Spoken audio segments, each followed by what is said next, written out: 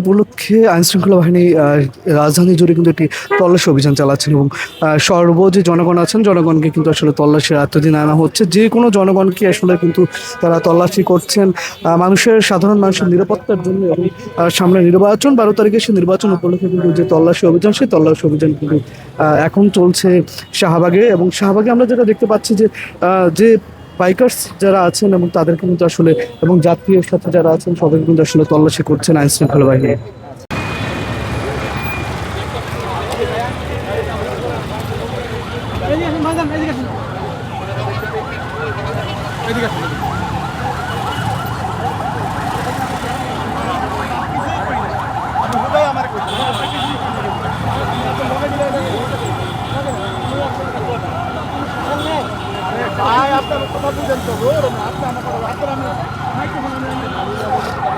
দর্শক দেখতে পাচ্ছেন যে এখন কিন্তু যে তল্লাশি অভিযান, সেই তল্লাশি অভিযান কিন্তু অব্যাহত রয়েছে এবং আইন শৃঙ্খলা বাহিনী তারা সাধারণ মানুষের নিরাপত্তার জন্য এবং আগামী নির্বাচন উপলক্ষে কিন্তু সেই তল্লাশি অভিযান অব্যাহত রেখেছেন।